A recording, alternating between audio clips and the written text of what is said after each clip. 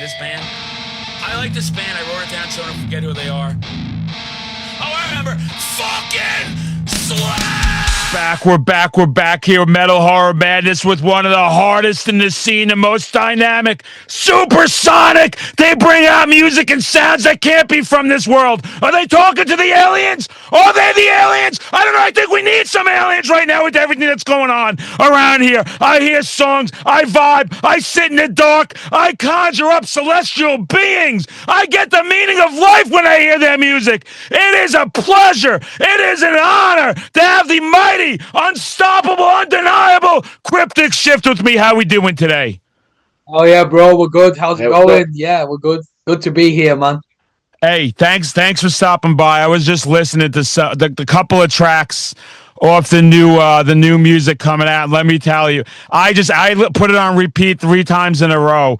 Where do you guys? Oh yeah, guys, this is not. Just so everyone out there that you should know who they are. You better know who they are, but you don't understand. This is not just some generic, no offense to anybody, generic death metal, whatever you want to. This is the influences in this band. The vibe you get. I really felt like I went on a journey. I really did. You start the song, you take us in so many different directions. Where does that come from? How do you find that sound? I think it's just like a focus on being like the best musicians we can be, being influenced by like a lot of the greats, like like later era Death when it was all about the compositions and pushing like that to the maximum, and then like looking back like what Chuck was inspired by, a lot of that, like seeking the to like excel at being like a musician and like as a composer, and obviously like we're all into our own like influences, so I think melding all those together creates like the Cryptic Shift sound. oh yeah, it's good, man. And this time round on the record, I know on the last one we spent like a lot of time working on kind of, especially Moonbelt Immolator, like crafting like a sound piece, which is like a big journey. But this one, it was like cool. We need to hit more, like I wanted more aggression in there, like and stuff like that. Like we were taking it back to his roots, like been into that like early Sepultura, like bass shit, all the German like Teutonic thrash metal, like that and all that kind of sick shit. That's kind of where we kind of like pulled it back this time round, you know. Yeah, that's what I felt. I felt like I had some death symbolic in there. I got to show off my tattoo because I'm full of myself. You know what I'm saying?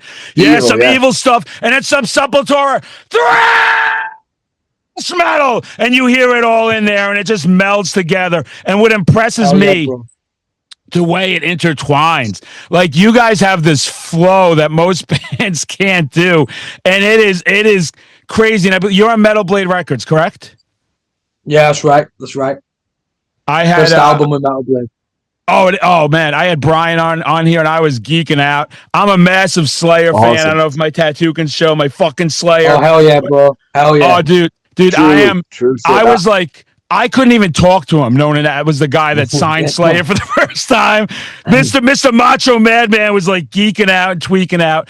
Who for you guys? And you gave me some great influences, but if you had to say for each of you, who's your biggest influence in music? It doesn't have to be metal; it could be whatever. Oh, this is Slayer, bro. Like straight up, man. Straight up since I was a kid, bro. Straight Slayer, man. Dave Lombardo, he's the godfather, bro, of the thrash metal drumming, bro. So that's definitely up there for me. I'm going to say Time Ghoul. They had some like incredible compositions, man, and like especially like the storytelling and that is like I can go back to those like 2 demos. They've only got 6 songs and they've got like a lifetime's worth of listening for me. Time Ghoul. Those are 2 great ones, and I got to shout one out real quick. Fucking Slay! The best in the business, the hardest out there. I listen. Guys, I can't help myself. I get excited about music. I really do. And Overspace and Super Time. Just the name. Just the name of it is just like, it just defines everything that I was listening to and everything you were bringing out there. And how excited you now? Okay, let me ask this: you got a new album coming out.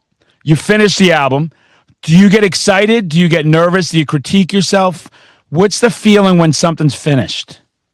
Oh, it's good, man. Especially this time round, I think like we kind of ticked every box, like hit every nail on the head. So finishing this record is just pure excitement, man. It's like, oh yeah, let's go, man. There's even some sort of like doubt in a way when you listen back to it, being like, fuck, is this us? But nah, it is. So it's good, man. It's good, man. We're just excited to like get out there and get it out there, bro. You know? Yeah, man. It's a great feeling being able to listen to it back and like a few years ago, it was all about like this is all for like the final product, holding that thing in our hands. So yeah, I can't wait to have the vinyl in my hands, man. Oh, and it's the best. It's the best that vinyl's back. It's the best that people can have that physical media. And just as I'm even, where'd the artwork come from? Because that is pretty sick too.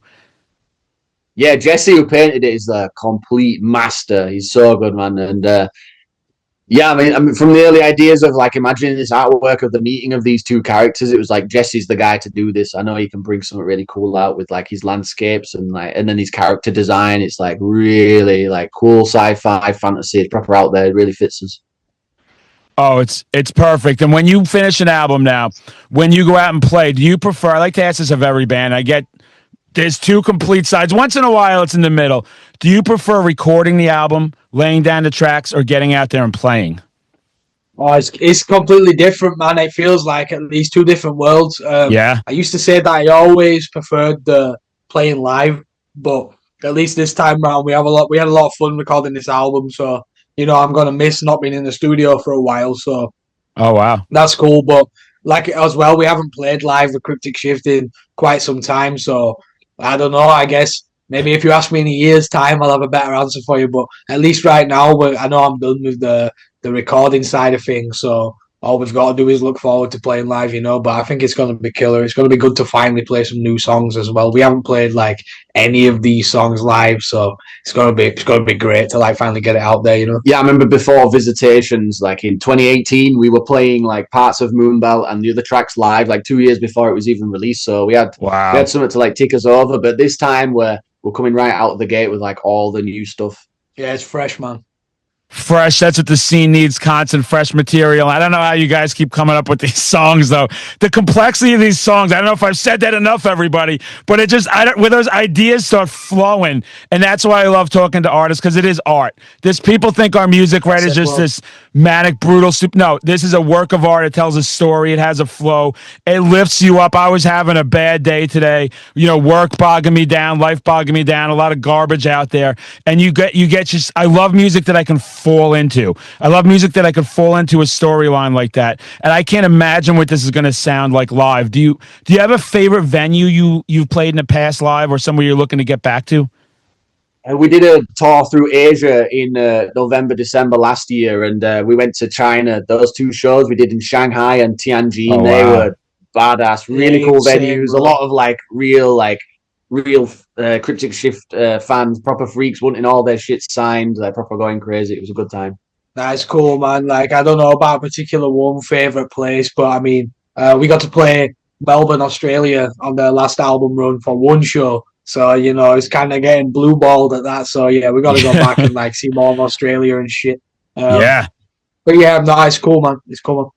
Oh, I love Australian metalheads. They're intense like me. They don't have McDonald's down there. They've got Macca's. They've brushed their teeth with Vegemite. You got raccoons. They don't got raccoons there. They got freaking koala bears fighting kangaroos, and they're intense, and they love their music, and they're real people. Yeah. Right? And that's what I love, that you guys have got to travel the world. I've only been stuck here in the States, and there's a bunch of bullshit going on 24/7, and people hate each other nonstop, and that's not what the Madman's all about.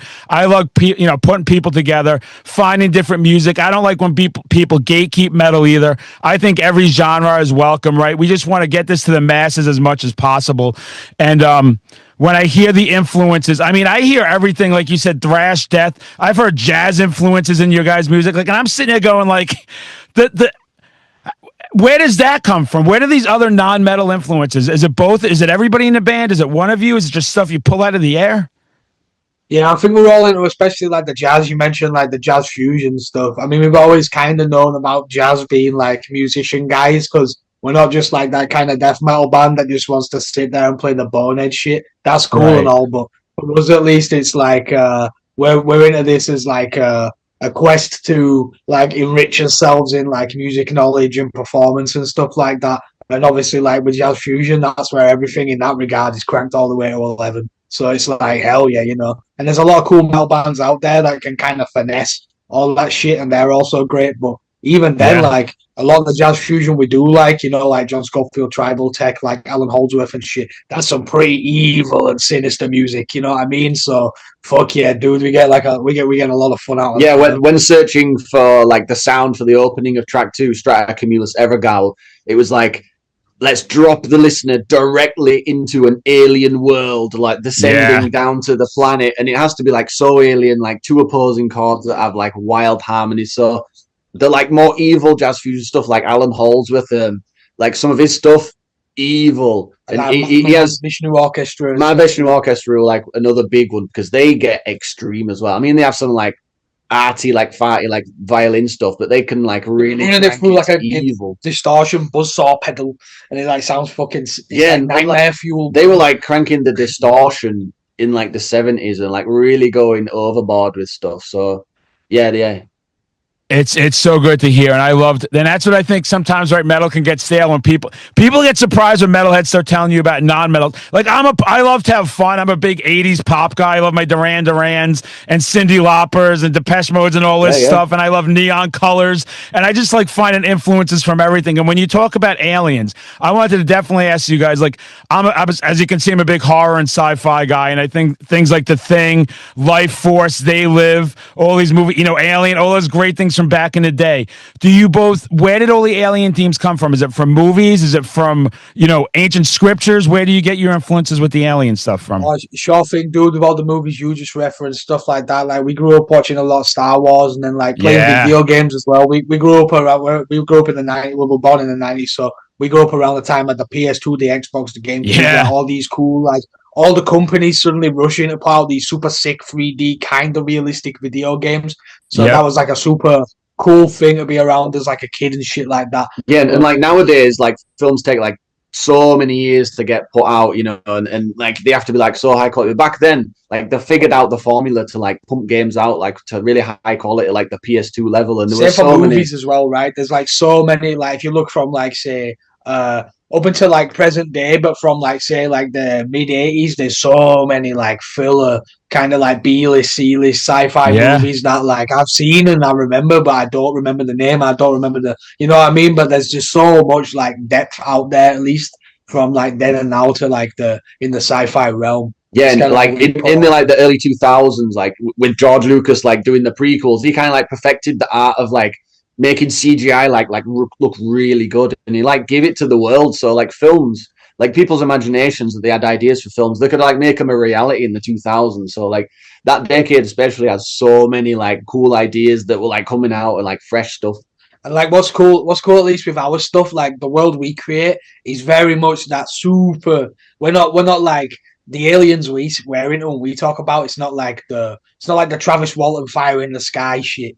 It's not like the super actual real fucking aliens. That's the real horror. But like for us, it's like the whole fantasy world, you know, like super out there, like just crazy futuristic civilizations and like all these kind of different fucking like wacky, like Men in Black, Fifth Element kind of aliens. Yeah, totally, dude. Oh, Fifth Element, Multipass. I love that movie. I've got the idea of her over there somewhere. I collect everything. I don't know how to save $1. I can't save a penny to my name. And that's it. You know, like you guys are saying too, those eras, like you miss that stuff. Like I was born in the 80s, right? So I was always in a video store. I was always going out and you would just pick up a VHS. And like you're saying, there's so many movies I can't remember. And I feel like we've lost some of that where you're just pumping out stuff and there's all these different ideas. There's all these different ideas for everybody and you could express yourself and you didn't need a big budget. And I mean, even going back to the Star Wars though, when I couldn't believe when the prequels came out. Like, I could not believe that. Now there's so much Star Wars, but someone that just had the original trilogy, like, I love the prequels. When it was getting hate, now they're getting a lot of love, right? Because a lot of the stuff that's come out, people aren't into anymore. But I was so big into those when they came out. I went and bought every figure. They're worth nothing now because they overproduced them, but I didn't care. I had to have everything. And I even have a Jar Jar Binks over there. Guys, I have a Jar Jar Binks. Leave me alone. I like the little fella. But hell yeah, it's great. man. Oh, dude, it's great to hear too, like that futuristic. Like I've been really delving deep into just like all this stuff with like Egyptians with alien. You know, was there aliens with all that stuff? And you look at stuff and you go, I love the futuristic theme because it's that theme of did we already get there and it all like fell apart and we're starting from scratch again. You know, we're all just like savages. We think we're all so high tech, but we're just little specks of dust here. And we had these great civilizations, and to hear that come out in music is what's so crazy. Instead of just and it's cool. And I love all that shit too, right? I love all the just alien invasions and aliens eating people up. But then you think of like just these supreme technologies and the stuff that's out there. I mean, and that's one of the main points of our like concept is the namesake of the first album, Enceladus, one of the moons of Saturn. And I went like on a big rabbit hole on all the whole like NASA like research and the whole scientific meaning on like going like pretty hard sci-fi on the moon Enceladus. That kind of like birthed the whole concept, and it started off as like an eldritch kind of like god sort of like entity, like infected Enceladus and created the whole life there, and then eventually like somehow the aliens like broke out of that moon and came to Earth, and that like provides like the whole backdrop for our like our whole concept. It's such a sick idea, and it's such a sick thing to bring to music. And when you are playing these songs live now, because of the technicality that I hear in these and the sound, is it easy to transfer that to live? Do you guys find that a struggle to get match the record? No, we just do it, man. We can play these live front to back. Yeah, it's cool, man. Like a lot of like the sound sampley kind of parts are always like created with like actual guitar effect pedals and stuff like that. So it's never necessarily an issue to replicate live with just the four guys, you know. There is a lot of like improvisation in like the sound effects as well, because like we can play these songs, but we like to like bring a bit of like energy and chaos to them. So like during like an atmospheric bit that we like crescendo something, maybe we'll go on for a bit longer and do something like weird in there. But we can still play everything and like go wild with all the pedals. Oh, that's a talent, because I think a lot of bands too, they overthink that stuff, right? They overthink some of that transferring to the stage, and I've seen a lot of people tell me they don't know how to get it on there. And it sounds like you just say, just play it naturally, just let it flow. Yeah, man. You just get your head in the zone and you do it with passion. And you just do it. And when this album, like I said, this album's a banger, guys. This is a 10 out of 10. I'm going to make some really stupid hype video. I'll probably be in an alien mask. I'll tag you guys in it because I'm a lunatic. Hell yeah, and I just like that. I'm getting so excited talking. You guys both have great energy. And no disrespect to everybody I talked on these, but sometimes people just aren't feeling it. You two are feeling it, and you're feeling the music. So I want to hype the shit out of this thing. And I just want to, when we're talking to a band that's trying a new band, right? There's a new band out there, and they're about to try and drop an album like this. What would you say is the biggest hurdle to overcome? And what's your advice to let them keep going and make sure they don't stop because they hit that hurdle? Yeah, just keep being yourself, man. That's the kind of like the best way to do it. Like, we weren't waiting around for no one. Like it took us like 6 years almost between records and stuff, and that's just because we wanted to take us time and like do our thing. You know what I mean? Like ultimately to us, like you said before, like this is it is death metal, but it's also like art. There's a lot more going on, so it's very personal, and there's no need to rush any of that kind of shit, especially if you're trying to like create big like storytelling, like and stuff. Just fully be yourself, man. Like we're all like in our late 20s, early 30s, and that, and it's kind of been like the last like 5, 6, 7 years been a period of just embracing everything that we proper love and like having no shame in it. Like hell yeah, we love the Star Wars prequels. That's where all our fucking like inspiration and like power comes from. So if you're a young band and you're creating some like wacky sci-fi shit, just go all in. Yeah, totally. And like your sound will emerge. I mean, a lot of like young start-out guitar players, like something they're always concerned about is like, oh, how can I find my own sound? I'm just like playing songs by other people, but no, just it doesn't matter if it's right or wrong. Just attack it. You can play the guitar in so many ways, and just do it with passion and conviction, and you'll get there. So sick. That is great advice. It is amazing advice. And like you're saying, you never stop. I'm 48 years old, and people that see me out at festivals and concerts, my claim to fame is screaming fucking Slayers as loud as I can in people's faces and hyping people up and getting on stage, and age never matters. And I'm glad you're talking about that too, because some people I've talked to recently, they hit 30 and they think like, I'm not where I want to be. I'm like, you are where you want to be. You already made art. You have people that you're inspiring. Every time you guys put out an album or play, hopefully you're inspiring someone to pick up that music and go out there and express themselves. Hell yeah. And like realizing that it's like a responsibility on us as well to put all the effort in non-stop, because like putting an album out on Metal Blade and like having this legacy of like sci-fi metal behind us now being part of it, like we do have like a responsibility to like keep that quality level at the max and still go for it. It's so true, guys. And let me say, it's been a pleasure. I wish I could talk to you guys for hours. Like, I love talking to the real deal. I love passion. I love energy. If you could let everyone know when's that album dropping, where to go listen to you, where to go find you, all your social medias, all that fun stuff, if you don't mind. Hell yeah, man. Like, yeah, check out Cryptic Shift on the internet. Like, straight up, man. Like, whatever search engine you need to go find it. It's all good, bro. Like, yeah, the new album's out on the 27th of February. And we've got 2 singles out right now, Hexagonalized and Cryogenically Frozen. Go check them out. They've both got videos, you know, it's super cool. Futuristic sci-fi death thrash assault. So, yeah, definitely check it out and enjoy that shit, man. Strap the fuck in because it's coming. 27th of February, that's where it's coming. Metal Blade Records. Yep, sci-fi freaks and mutants worldwide. Like, if you enjoyed Visitations, if you enjoy weird sci-fi stuff, you're gonna fucking love this, man. And thank you, dude. Thank you for bringing the energy to us. We've got like 6 interviews back to back straight after this, so we're pumped up now. Yeah, I bet. Man, we needed this. You guys are ready. I'm ready to get through my day. Cryptic Shift, go follow them. Get in your fucking spaceships. Go out there, overcome all your struggles. Listen to these guys. They're booked back to back to back to back. They're taking the time to talk, everybody. They're taking the time to bring you this music. They're the real deal. Go follow them. Guys, it's been a pleasure. Thanks for the hang. Hell yeah, man. Thank you, dude. Yeah, have a good week, bro. Keep it metal.